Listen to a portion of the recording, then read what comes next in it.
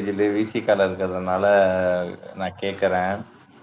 நம்ம வந்து தாவேக்காலேருந்து இந்த 2 வருஷமா எழுப்புன கேள்விக்கு வந்து திமுகட்டேருந்து பதிலே வராது. கூட்டணி கட்சிகள்ட்டேருந்து தான் பதில் வரும். இன்னைக்கு அதே நிலைமை தான் இங்க ஆயிருக்கு திமுகவுக்கு. கேட்குற கேள்விக்கெல்லாம் தாவேக்கா பெரும்பாலும் பதில் சொல்லாம, ஐஎம்எல்லும் கம்யூனிஸ்ட்டுகளுமே பதில் சொல்லிடுறாங்க. இப்போ இவங்களுக்கு ஏன் பொச்சு இப்படி எரியுது? இதை தானே நீங்கள் முன்னாடி பண்ணிட்டு இருந்தீங்க. லெவல் பிளேயிங் பண்ணாமல் கீழே உள்ள ஆளை விட்டு அடிச்சுக்கிட்டு இருந்தீங்க. இப்போ இதே நாங்கள் திருப்பி பண்ணும்போது உங்களுக்கு எரியுதா? இல்ல தாவேக்காவும் பதில் சொல்லுது. என்ன எப்படி சொல்றீங்க? என்ன பேச மாட்டாரு. இவனுங்க அலுவ அதிகமா இருக்கிறதுனால ஏதோ ஒண்ணு 10 கேட்டான்னா ஒண்ணு சொல்றோம். அதுவும் சொல்லணும்னு அவசியம் கிடையாது. சொல்லாம கடந்து கூட போயிடலாம். இப்ப பண்ணும் போது இவனுக்கு ஏன் வயிற்று எரியுதுன்னு கேக்குறேன். இதைதானே பண்ணிட்டு மீடியாவே வந்து தரம் தாழ்ந்து போயிட்டுங்கிறானுங்க. திமுக காரன் வாயிலேருந்து கேட்கும் போது எனக்கு சிரிப்பா இருக்கு. மீடியா தரம் தாழ்ந்து போயிட்டு விலைக்கு போயிட்டுங்கிறானுங்க. என்ன நெல்சன் சேவியர் போய் கட்டி பிடிச்சி முத்தம் கொடுத்துட்டு வரான் குளத்தூர்ல போயிட்டு கோமாளிய. இப்ப நியூஸ் பாத்தீங்களா? காங்கிரஸ் கட்சி ஆபீஸ்ல வந்து கஞ்சா கண்டுபிடிச்சிருக்காங்களாம். தமிழ்நாட்டுலயா? ஆமா ஆமா. உள்ள எவனா உள்ளதுக்கு உள்ள போடுங்க. அதான் நானும் இப்ப போட்டுட்டு வந்தேன். இவன் காங்கிரஸ்க்கெல்லாம் எங்களால வந்து வாய் பேச முடியாது. அவங்கள தூக்கி உள்ள போடுங்க அப்படின்னு. வடிவேலு மேல கேஸ் இருக்கு மாதிரி சேர போற மாதிரி எவனா இருந்தா நான் அடிச்சிட வேண்டியதுதான். இல்ல நம்ம கட்சியில எவனா தப்புனா தூக்கி உள்ள போடுறோம். காங்கிரஸ் யாரா இருந்தாலும் தூக்கி உள்ள போட வேண்டியது. ஆபீஸ்லயே வந்தது. ஆமா, ஸ்ரீரங்கம்ல நகர கமிட்டி அலுவலகத்துல நடந்திருக்கு. இப்போ ஒரு 1 hour முன்னாடி தான் நியூஸ்ல போட்டிருக்காங்க. நான் என்னோட பேஜ்லயும் இது பண்ணியிருக்கேன்.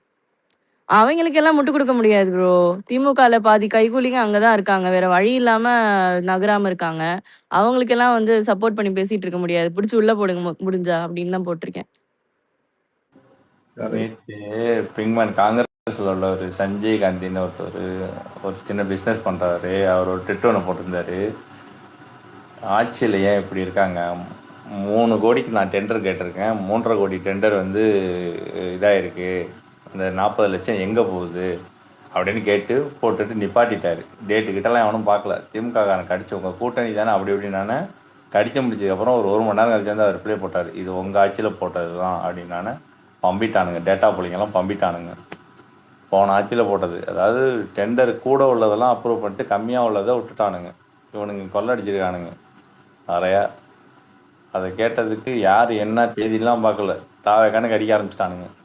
அது கடைசியில் திமுக ஆட்சியில் மார்ச் மாதத்தில் போட்ட டெண்டருங்க. அவர் சாப் போட்டிருக்காரு, இவனை போட்டிருக்காரு காங்கிரஸ் தான் அது.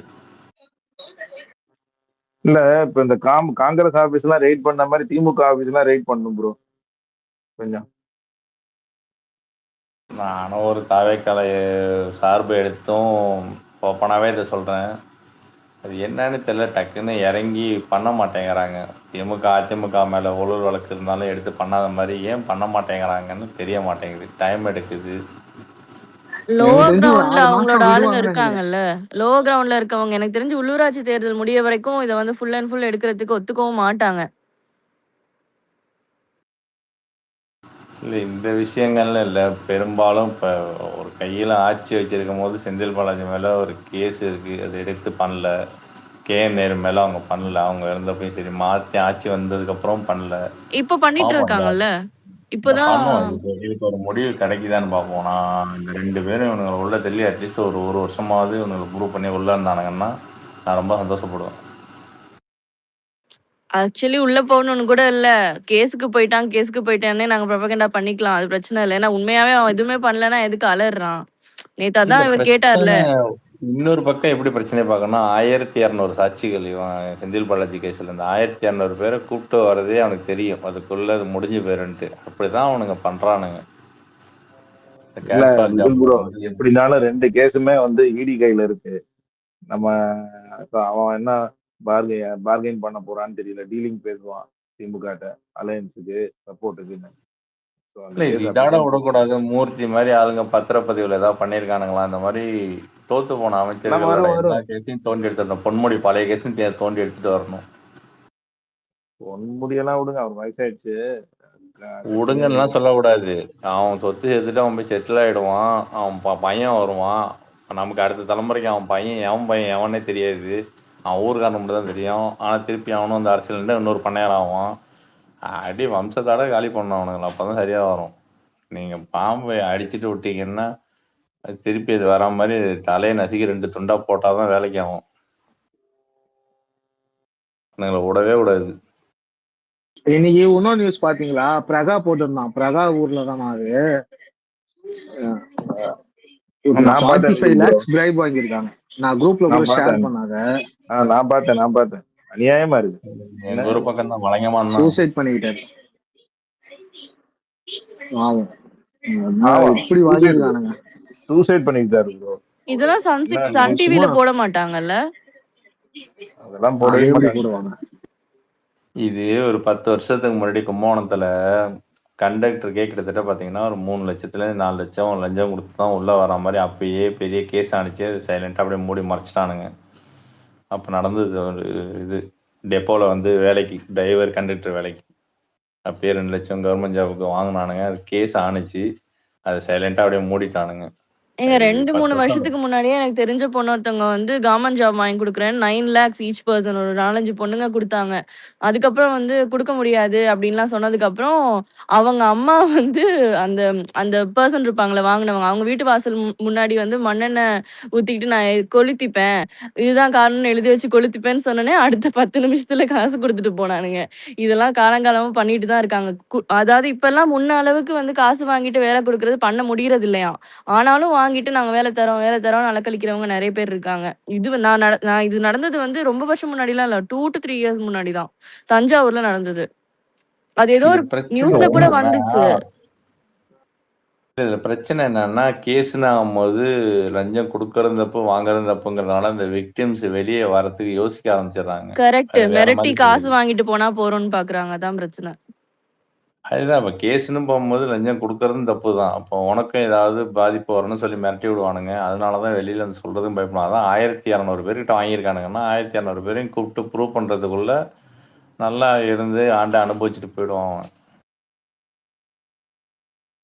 அதானே அந்த கான்ட்ராக்டர் சொன்னாரே, அந்த என்னது மெட்ரோ கட்டுறதுக்கு வந்து 35% ஆஃப் காசு வந்து நாங்க வந்து கட்சி நிதிக்குன்னு குடுத்துருக்கோம். அப்ப அந்த காசுக்கெல்லாம் யார் பதில் சொல்லுவா? அப்படின்னு கேட்டதுக்கு கவுண்டர் அட்டாக்கா என்ன கேட்டாங்கன்னா, சரி குடுத்துருக்கீங்களா? அது ப்ரூவ் பண்ணுங்க. அது கேஸ் போடுங்க. நான் உங்களுக்கும் சேர்த்து வாதாடுறோம்ன்னு சொன்னோனே, அந்த கான்ட்ராக்டரே காணோம். இப்ப அவர் பேச்சு மூச்சே இல்ல அதுக்கப்புறம்.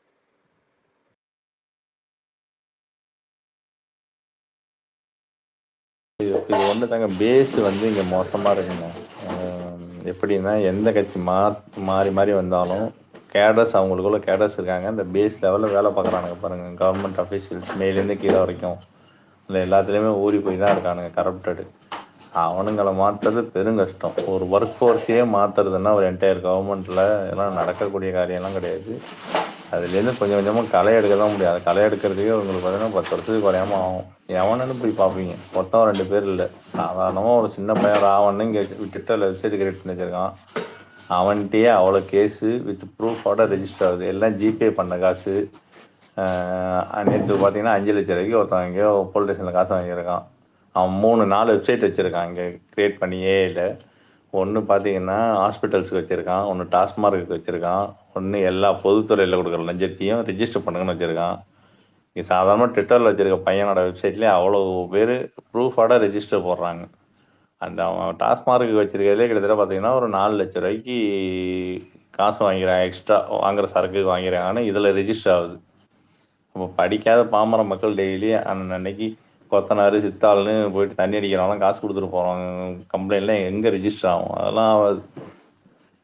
இன்னைக்கு தேதிக்கு 10 ரூபாங்கிறது பெரிய காசே கிடையாதுங்க. சாதாரணமாக கொடுத்துட்டு போயிடுறானுங்க. அதுதான் இங்கே பிரச்சனை. இந்த ஒவ்வொரு 10 ரூபாயும் எங்கேயோ போகுது. நானே அன்றைக்கி போய் பெட்ரோல் போட போனேன். 102 ரூபா நார்மல் பெட்ரோல் சொன்னானுங்க. அன்றைக்கி பெட்ரோல் இல்லை, இது சூப்பர் பெட்ரோல் இருக்குது, 110 ரூபா 108 ரூபா போட்டுக்கிறீங்களான்னு நானுங்க. எனக்கு போகிற அவசரத்தில் வேலை தான் முக்கியம் அப்படின்னு சொல்லிட்டு போட்டு தான் போகிறோம். அந்த மாதிரி அவன் குடிச்சிட்டு வீட்டில் போய் வேலை முடிச்சுட்டு படுக்கலாங்கிறப்போ 10 ரூபா 20 ரூபா கூட கொடுத்து வாங்கி போயிட்டு தான் இருக்கானுங்க. இடையில இருக்கிற எவ்வளோ பேரை நம்ம இறங்கி போய் பார்க்க முடியும்? 4000 டாஸ்மார்க்கில் இறங்கி இடையில வாங்குறவனை எவ்வளோ பேரை நம்ம போய் பிடிக்க முடியும் சொல்லுங்கள்? ஓரளவுக்கு பண்ணிக்கிட்டு தான் இருக்காங்க. நேற்று அதான் கேட்டார்ல, விவரம் தெரியாது எம்எல்ஏன்னு தான் கேட்டார். விவரம் தெரிஞ்சிருந்தா ஒரு நாளைக்கு 100 கோடி ரூபாய் இதில் அடிக்க முடியுங்கிற விவரம் எங்களுக்கு தெரியல. அட்டைப்பொட்டியில் முதற்கொண்டு காசு பார்த்துருக்கானுங்க. ரீசைக்கிள் பண்ணுற அட்டைப்பொட்டியில் முதற்கொண்டு காசு பார்த்துருக்கானுங்க. இங்கே பாட்டில்லேருந்து அட்டைப்பொட்டிலேருந்து அதை டிரான்ஸ்போர்ட் சார்ஜஸ்லேருந்து எல்லாத்துலேயுமே ஊழல் பண்ணியிருக்கானுங்க. சரக்குங்கிறது வெறும் சரக்கு மட்டும் கிடையாது, அதை சுற்றி நிறையவே இருக்குது. எவ்வளோ குடியாரானுங்க கம்ப்ளைண்டே பண்ணியிருக்கானுங்க. நாங்கள் வாங்குற காசுக்கு நல்ல சரக்காவது கொடுங்கன்னே கம்ப்ளைண்ட் பண்ணியிருக்கானுங்க இங்கே பல இடங்கள்ல. ஆடு இல்ல பக்கம் டிஎம்கே இவ்வளவு தூரம் நீங்க இப்ப பேசிட்டு இருந்தீங்க. இங்க திருப்பூர் தெற்கு இருக்கு இல்லைங்களா? திருப்பூர் தெற்கு தொகுதியில குப்பை இருக்கு இல்லைங்க? அந்த குப்பையில ஊழல் பண்ணி இங்க ஒரு ஆள் சம்பாரிச்சாரு.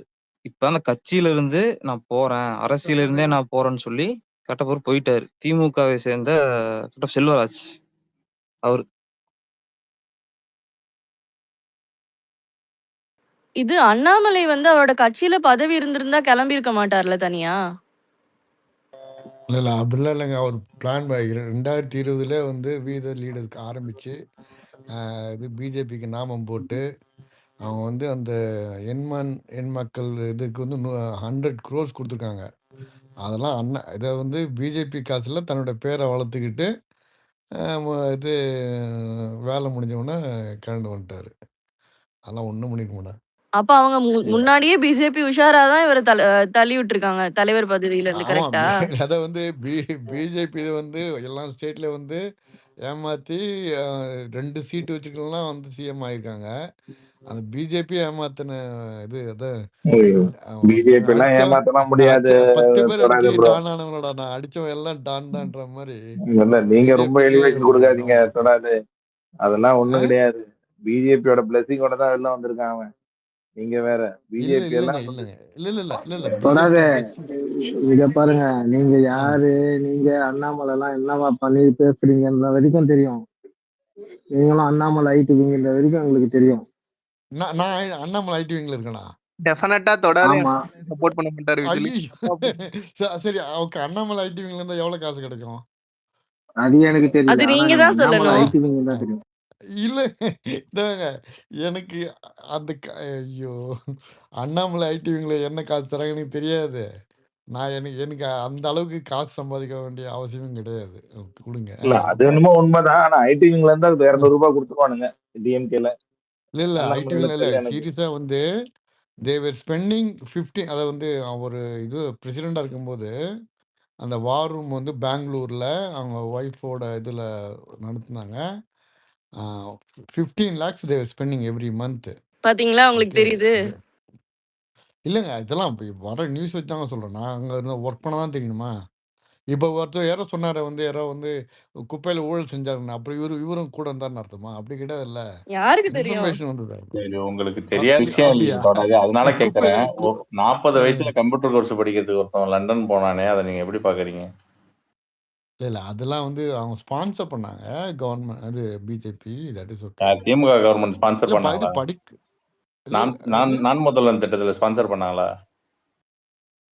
எதுக்கு சொல்றீங்க? என்ன சொல்றீங்கன்னு புரியலையா? இல்ல ஸ்பான்சர் பண்ணாங்கன்னு கேட்டீங்களே, பிஜேபி ஸ்பான்சர் பண்ணாங்களா இல்ல அண்ணாமலை திமுக போனதை நான் முதல்வன் கேக்குறீங்க? திட்டத்துல ஸ்பான்சர் பண்ணாங்களான்னு கேட்டேன். இல்ல அண்ணாமலை போனது கேக்குறீங்களா? என்ன கேக்குறீங்கன்னு ஆமா, தெரியல. அண்ணாமலை ஏதோ ஒரு போனதுதான். கொடி வச்சு கம்ப்யூட்டர் கோர்ஸ் படிக்கிறேன்னு போனாரு. அது வந்து பிஜேபி ஸ்பான்சர் இல்லையா? சென்ட்ரல் கவர்மெண்ட் ஸ்கீம்ல வருது அது. ஸ்கீம் கிடையாதுங்க. பொலிட்டீஷியன்ஸுக்கு வந்து அந்த இது பொலிட்டிக்கல் சரி இதுல விடுங்க வந்து தொடாத. இப்ப என்ன பஞ்சாயத்து எதுக்கு ஆட தனியா அனுப்புனீங்க?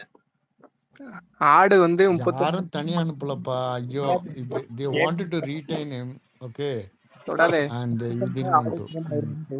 அதுக்குதான் டைட்டில். நீங்க சொல்லுங்க, கருத்து சொல்லுங்க. சிஎம் ஆயிருவாரா? இல்ல சிஎம் எல்லாம் இம்பாசிபிள் பிங்க் மேன். இப்போ நான் வாட்ச் பண்ணிட்டே இருக்கிறேன். இப்போ வந்து நியர்லி 16 lakhs ஆட் ஆயிருக்காங்க வி த லீடர்ஸ். அதுல நானும் இன்னைக்கு இருக்கேன். காலையில அதுல நானும் இருக்கேன். அப்படியா? ஓகே. இப்போ நீங்க இந்தியால இருக்கீங்களா வெளியூர்ல இருக்கீங்களா? இந்தியால தாங்க. என்னங்க இந்தியால தான் ஓகே. இருக்கேன். இப்போ நான் வந்து ரெஜிஸ்டர் பண்ண போனேன். ஓகேவா? அது ரெஜிஸ்டர் பண்றதுக்கு நீங்க இந்தியால இருக்கணும்னு அவசியம் கிடையாது. இல்ல தமிழ்நாட்டில் இருக்கணும் கூட அவசியம் கிடையாது. நீங்க உங்களுக்கு ஒரு ஃபோன் நம்பர் தான் ரெஜிஸ்டர் பண்ணிடலாம். ஓகேவா? 1 2 இன்னைக்கு நேற்று நைட்டு 12 மணி இந்தியன் டைமுக்கு நான் ஒரு 3 செகண்ட் ஒரு நம்பர் ஏறிக்கிட்டே போகுது. அது வந்து ஜாயின் பண்ணுறாங்களா இல்லைன்னா கிடையாது. அது வந்து ஆட்டோமேட்டிக்காக அது வந்து சிம்பிள் சாஃப்ட்வேர். நீங்கள் வந்து ரேண்டமாக 1 2 ஏற்றுங்க 3 செகண்டுக்கு அப்படின்னா ஏறிட்டே போயிட்டு இருக்கோம். புரியுதா உங்களுக்கு? அப்படிதான் போயிட்டு இருக்குது. இப்போ கூட நான் இப்போ கூட இப்போ பார்க்குறேன் சொல்கிறேன், அது ஏறிட்டே போயிட்டு இருக்கு. இப்போ வந்து 15,92,863 இப்போ 64 ஆயிடுச்சு, 66. ஓகே, இன்னமும் வந்து ஆட் ஆகிட்டு இருக்காங்களா? இது வந்து நம்புற மாதிரியே கிடையாது. அப்ப இதை சீமானோட வந்து நீங்க வந்து 19 ஒரு lakhs பீட் பண்ணிடுவாப்லையா? இது அவரு என்ன பாருங்களேன், 1 crore மேல போகுது பாருங்க. நான் ஒன்னும் பெட் அடிக்கிறேன். ஓ, இதெல்லாம் நம்புற மாதிரியே இருக்குது. இதெல்லாம் தொடாதே வந்து தொடாதே இது பாருங்க. இல்ல தொடாதே. தமிழ்நாட்டுல எந்த தொகுதினாலும் சூஸ் பண்ணுங்க. நாங்க ஆப்போசிட்டா அஹ், வேளாமணியா இருக்கிறோம். அண்ணாமலை ஜெயிச்சிருவாருன்னு ஏதாவது ஒரு தொகுதி சொல்லுங்க. இல்ல அண்ணாமலை ஜெயிப்பாரா இல்லையான்னு தெரியாது. பட் கட்டாயம் வந்து தே வாண்ட் டு. ஏன் தெரியுமா அண்ணாமலை இந்த டைம்ல வந்து சூஸ் பண்ணது? காரணம் என்னன்னா, தே ஓகே, மக்கள் வந்து மாற்றத்தை எதிர்பார்க்குறாங்க தமிழ்நாட்டுல. அதிமுக திமுக தவிர அது வந்து இவர் கேபிட்டலைஸ் பண்ணிட்டாரு, விஜய் கேபிட்டலைஸ் பண்ணிட்டாரு. இப்ப அப்ப நம்ம நம்ம வந்து ஒரு மாற்று சக்தியா வந்தா விஜய்க்கு ஆப்போசிட்டா வரலாம் அப்படின்னு ஒரு எண்ணம், அவ்வளவுதான். அது நேர் வழியில வரலாம். நீங்க வந்து ஏதாவது நல்லது பண்ணி பண்ணி வந்தா ஓகே. நீங்க வந்து பிஜேபிக்கு விபூதி அடிச்சுட்டு நீங்க அவங்க காசுல வந்து உங்க பேரை வளர்த்துக்கிட்டு பிஜேபிக்கு விபூதி அடிச்சதுன்னா நீங்க சொல்லாதீங்க. அப்போ உங்க ஆமா கஷ்டம் வந்து அவரு பிஜே தனியா வந்தது கிடையாது. பிஜேபிக்கு விபூதி அடிச்சதுதான் உங்களுக்கு பிரச்சனை. இல்ல இல்ல ஆமா, அதான் கஷ்டமா இருக்கு. தொடாது இது. எனக்கு பிஜேபி அப்படி போனா எனக்கு பிரச்சனை கிடையாதுங்க. எனக்கு வந்து இவர் செஞ்சதை நான் அப்படியே சொல்றேன், அவ்வளவுதான். இல்லங்க, விபூதி எல்லாம் அடிக்கல. பிஜேபி தான் மாற்று உன அனுப்பி விட்டுருக்கானுங்க. சக்தியாக நீங்க வேற. இல்ல மாற்று சக்தியாக ஓகே ஓகே, தமிழக அனுப்பிவிட்டு மக்கள் எப்படி என்னங்க அனுப்பிவிட்டு என்னங்க பண்ண முடியும் சொல்லுங்க? ஏன்னா இல்லங்க, ஆல்ரெடி நீங்க தமிழ்நாட்டுல சொல்ற மாதிரி பிஜேபினா ஒரு ஒரு நான் ஒரு சொல்றேங்க. ஃப்ரேம் இருக்கு. அது பத்தி ஒரு வெறுப்பு இருக்கு. கரெக்டா? அப்ப தனியா ஒரு ஆளா சரி, வந்தாதான் ஏதாவது ஒண்ணு பெனிட்ரேட் பண்ண முடியும். பிஜேபியால ஒண்ணும் பண்ண முடியாது. அது வந்து ரொம்ப ப்ராமினெண்டா தெரிஞ்சிருச்சு. அப்ப என்ன பண்ண முடியும்? பிஜேபி நல்லவங்க நல்லவங்கன்னு கோஷம் போடணுமா? இல்ல தனியா சிச்சி அவங்க கெட்டவங்க தான் இப்ப என்ன நம்புங்கன்னு சொல்றது ஒர்க் ஆகுமா? ஓகே. நான் வந்து ரியலிஸ்டிக்காக பேசுகிறேன், நான் யார் பக்கமும் பேசலை, ஓகேவா? இப்போ நீங்கள் சொல்கிறதே உண்மையாக இருக்கட்டும். பிஜேபி வந்து அனுப்புகிறாங்க வச்சுக்கோங்க. ஆனால் அவர் வந்து அந்த ஃபஸ்ட்டு 30 மினிட்ஸ் ஸ்பீச்சில் நீங்கள் வந்து பாமக, தாவேக, அதிமுக மாதிரி பார்க்குற மாதிரி தான் பிஜேபியும் பார்ப்போம் அப்படின்னு அர்த்தம். பிஜேபி நாங்கள் எதிர்ப்போம்னு தான் அர்த்தம். அதான் ஓகே, நீங்க ஒருவேளை அவர் சொல்கிற மாதிரி அப்படிதாங்க வந்து சொல்லுவோம்.